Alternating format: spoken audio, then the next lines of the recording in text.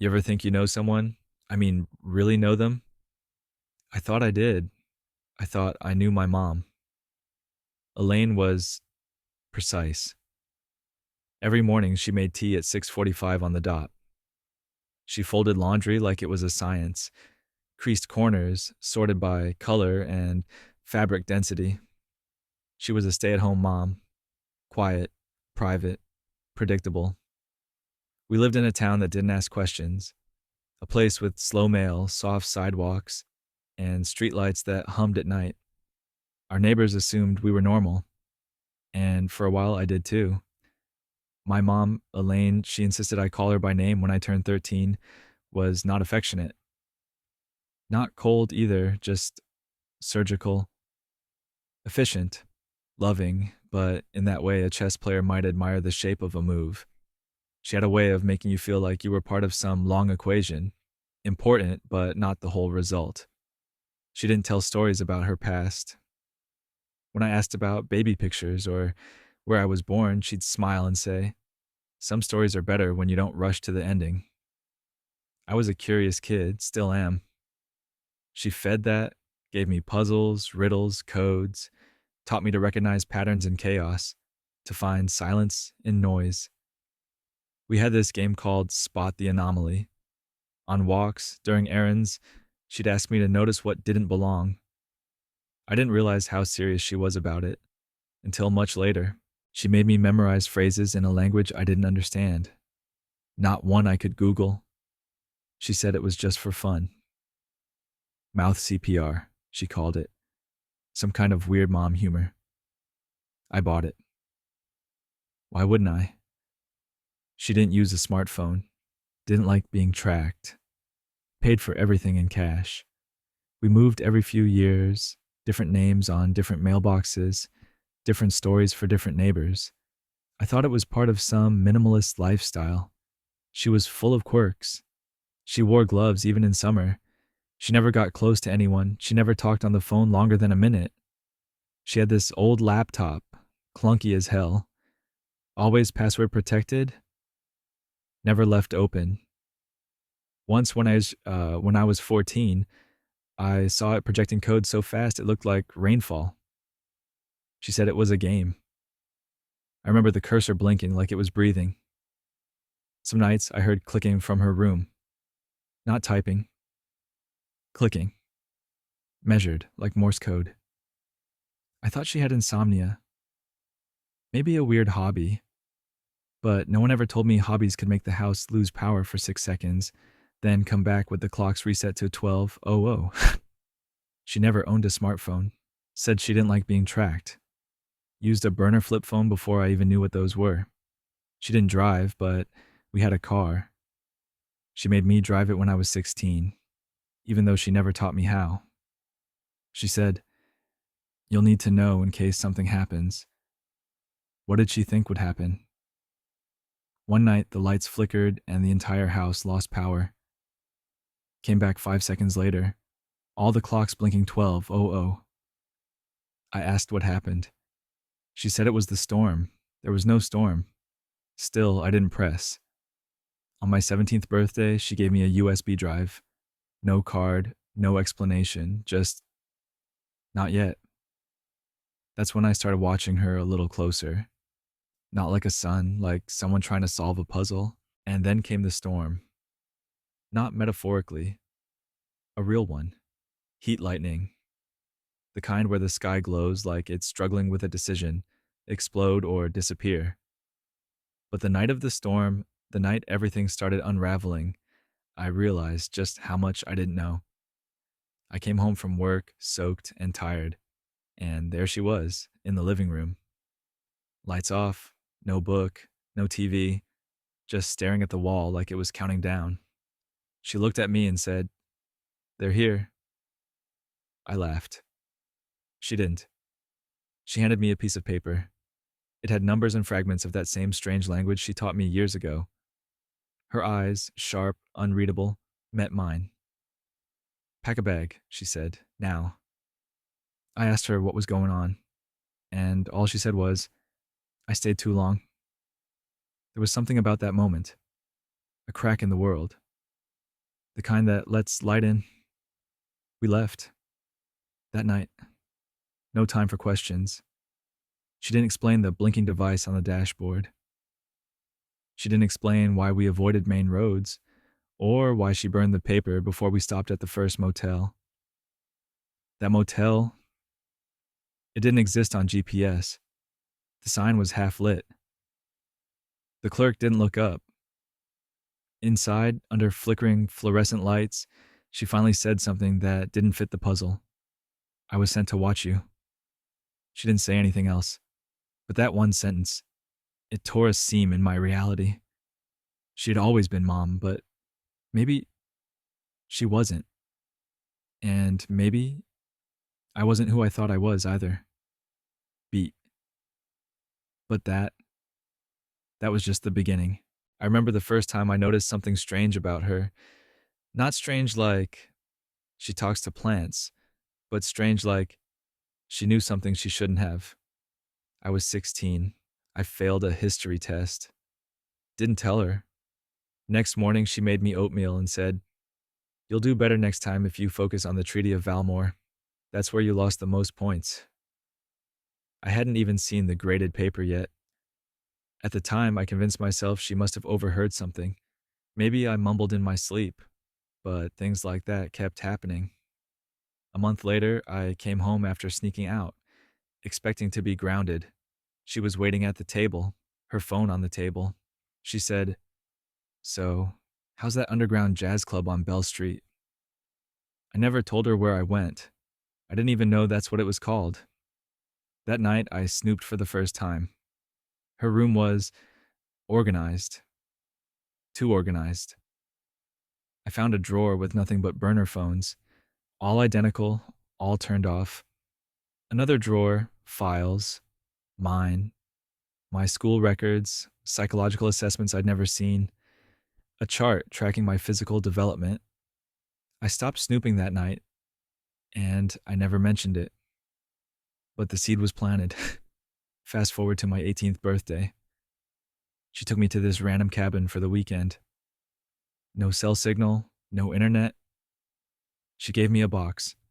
Inside, an old journal, a flash drive, and a phone. Not a smartphone. The kind drug dealers use in movies. She said, "If anything ever happens to me, open the journal first." Not the drive, not the phone. I laughed it off. She didn't. She hugged me that night like she was saying goodbye. A week later, I came home from school and she was gone. No note, no call, nothing missing. Except her. And that's when it really began. The unraveling. I waited a day, then two. Filed a missing persons report. The officer barely glanced at the details before brushing it off as voluntary disappearance. But I knew better. I remembered the box. I opened the journal first, like she said. Page 1. "Jason, if you're reading this, the world isn't what it seems." Page 2. Coordinates. Page 3. A list of words that looked like gibberish, but weren't. They were passphrases, encryption keys, hidden file names. I plugged in the flash drive. Hundreds of documents. Classified-looking stuff. Redacted headers, operative code names, and one document that shattered everything I thought I knew. Project Halicon, Behavioral Conditioning Through Familial Simulation. I scrolled down and saw her photo. Name redacted, status active. It didn't make sense, but then again it explained everything. All the times she was just going to the store and came back 3 hours later. The locked door in the basement. The way she always asked if I trusted her, even when she burned dinner or forgot my birthday. She wasn't a forgetful mom. She was trained to be just convincing enough. And I wasn't just her kid. I was her mission. For days, I barely left the house. I went through every file in that folder. Code names, Black Ops reports, psychological profiles. One of them detailed my favorite color, before I even knew it. Turns out Halicon wasn't just some rogue operation. It was a deep layer government experiment, Part adoption program, part asset cultivation. Kids like me weren't born into families. We were planted, conditioned. My entire life was a fabrication. She had been my handler. That word made me sick, but another part of me understood. Every bedtime story, every weird summer camp she signed me up for, every strange rule she enforced, it all had a purpose. I wasn't just raised, I was engineered. I didn't know whether to be angry or impressed. One night, the phone from the package buzzed again. A new message, woman, distorted voice. They're coming, Halicon is compromised, you're not safe. That same voice. But this time, it was trembling. I ran. I didn't pack. I didn't leave a note.